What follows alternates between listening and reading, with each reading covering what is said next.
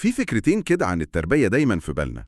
واحدة بتقول إنها معادلة بسيطة، يعني مجهود صح يساوي نتيجة صح. والتانية بتقول لأ، الموضوع أشبه بالزراعة. بالظبط، بنعمل كل اللي علينا، بس في الآخر الحصاد ده رزق وتوفيق. النهاردة معانا كلام لسلافة سليم بيرجح الكفة التانية دي بقوة. والفكرتين دول بيتصارعوا جوانا كلنا، خصوصاً لما بنشوف طفل في مكان عام بيتصرف بطريقة صعبة شوية. الموقف ده الحكم التلقائي بيطلع على طول. على طول أهله ما عرفوش يربوه. المصدر اللي معانا النهاردة بيقول لنا اهدوا شوية، الموضوع أعقد من كده بكتير. كلنا كنا في الموقف ده، والحكم بيكون سهل قوي، بس المصدر بيقدم حجة قوية جدا بتخلينا نراجع نفسنا. بيستخدم أمثلة من قصص الأنبياء. صحيح. بس ممكن حد يسمع ده ويقول إنها استثناءات، يعني قصص قاسية وليها ظروفها. سؤال مهم، اللي بيخلي الأمثلة دي مش مجرد استثناءات هو إنها بتمثل تحديات جوهرية قوي في التربية. لما بنتكلم عن سيدنا آدم وابنه قابيل، إحنا بنتكلم عن أول جريمة في تاريخ البشرية، الغيرة والعنف. بالظبط. ولما بنتكلم عن سيدنا نوح وابنه، فده مثال للعناد والإصرار على الغلط رغم إن أبوه نبي. وقصة سيدنا يعقوب وأولاده دي بقى بتورينا إن الخطر ممكن يجي من جوه البيت نفسه. الغيرة بين الإخوات وصلت لفين؟ فالمصدر هنا بذكاء بيقول لنا إن حتى الأنبياء اللي هم قمة الصلاح واجهوا التحديات دي. ده بيفصل بشكل قاطع يعني بين صلاح الأب وسلوك الابن. بيقول لنا إن في عوامل تانية كتير قوي خارج سيطرتنا. الكلام ده بيخليني أفكر في العكس. طيب لو الأنبياء نفسهم واجهوا ده، إزاي الأب أو الأم اللي ولادهم كويسين المفروض يبصوا لنفسهم؟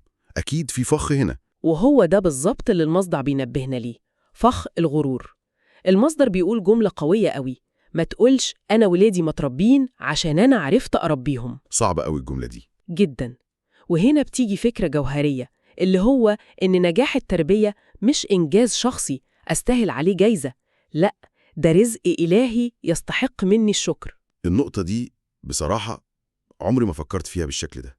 فكرة إن نجاح ولادي مش شهادة ليا، دي بتشيل من على كتافي حمل تقيل قوي. وفي نفس الوقت بتخلي الامتنان أكبر بكتير. هو ده التحول اللي المصدر عايز يعمله جوانا، بينقلنا من حالة القلق الدائم من حكم الناس لحالة تانية خالص من السعي والرضا.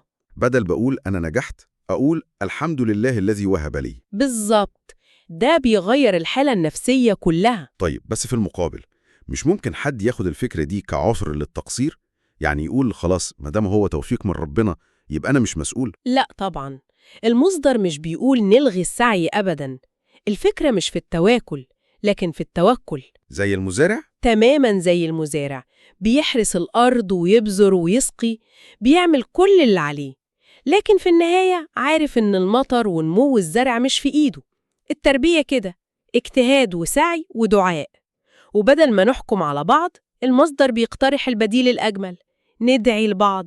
إذن الخلاصة هي تغيير العدسة اللي بنبص بيها. بدل عدسة الحكم والتقييم نستخدم عدسة الرحمة والدعاء. نتعاطف مع اللي بيواجه صعوبات، ونتواضر ونشكر ربنا لو رزقنا بأولاد صالحين، لأنها في النهاية رحلة مش نتيجة. بالظبط. والمصدر بيدعونا نركز على المجهود المبذول في الرحلة دي وندعي للجميع بالتوفيق. وده بيسيبنا مع سؤال مهم نفكر فيه. لو بطلنا نشوف تصرفات الأولاد كأنها شهادة نجاح أو رسوب لأهلهم، إزاي ده ممكن يغير طريقة دعمنا لبعض كأسر في مجتمعاتنا؟